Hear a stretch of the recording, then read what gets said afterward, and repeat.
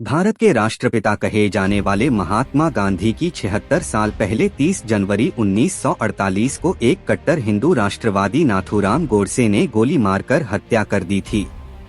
लेकिन ऐसा नहीं है कि वह पहले ही प्रयास में ऐसा करने में सफल रहे। गांधी जी की हत्या से 10 दिन पहले भी नाथूराम गोडसे और उनके साथियों ने उन पर हमला किया था।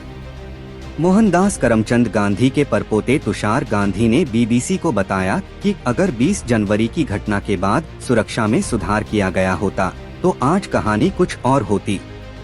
नई दिल्ली के बिरला हाउस में महात्मा गांधी की हत्या की कोशिश की गई। इस घटना के ठीक 10 दिन बाद नाथूराम गोडसे ने गांधी जी पर दोबारा हमला किया, जो घातक साबित हुआ। भारत को आजाद हुए अभी कुछ ही महीने हुए थे और देश में धार्मिक तनाव का माहौल अपने चरम पर था। लेकिन उससे पहले गांधी जी ने अपनी सारी ऊर्जा देश में सांप्रदायिक सद्भाव में लगा दी थी।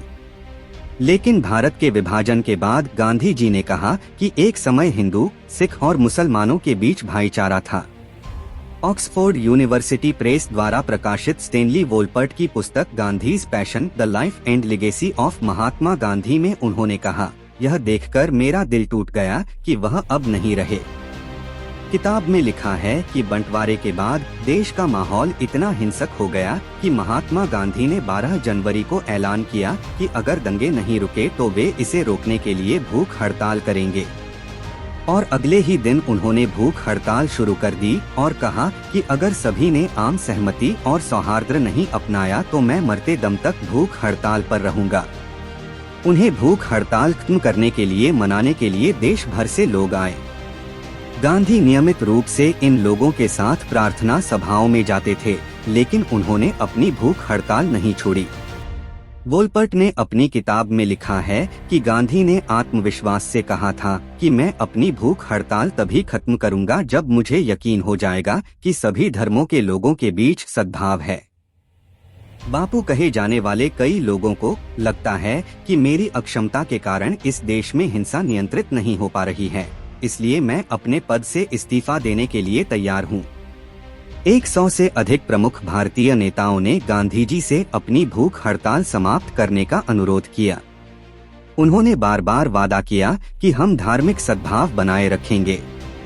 फिर 18 जनवरी को महात्मा गांधी ने अपनी भूख हड़ताल खत्म कर दी। उस समय उनके साथ जवाहरलाल नेहरू, सरदार वल्लभ भाई पटेल, मौलाना आजाद जैसे महत्वपूर्ण नेता मौजूद थे। किताब में कहा गया है कि सभी गुटों के नेताओं ने 7 सूत्री समझौता लिखा कि हम भाईचारे के साथ रहेंगे। कहा कि हम इस प्रतिज्ञा को किसी भी हालत में नहीं तोड़ेंगे। 20 जनवरी को क्या हुआ था? महात्मा गांधी के पोते तुषार गांधी का कहना है कि 20 जनवरी को वह प्रार्थना समारोह के लिए बिरला हाउस गार्डन में पहुंचे। सैकड़ों लोग प्रार्थना के लिए एकत्र हुए। महात्मा गांधी के लिए एक छोटा सा मंच तैयार किया गया। उन्होंने उसी मंच से बोलना शुरू किया, लेकिन माइक खराब हो गया।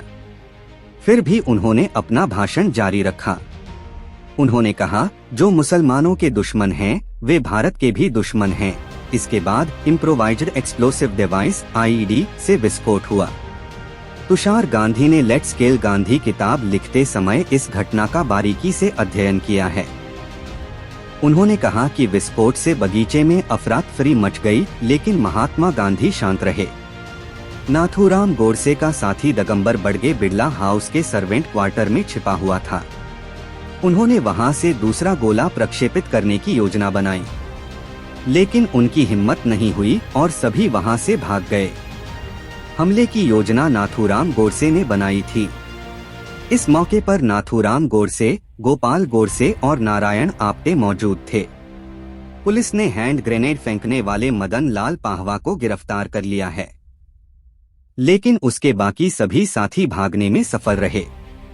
इस घटना के 10 दिन बाद 30 जनवरी 1948 को नाथूराम गोडसे ने महात्मा गांधी की उस समय गोली मारकर हत्या कर दी, जब वह बिरला हाउस में एक प्रार्थना सभा में भाग ले रहे थे।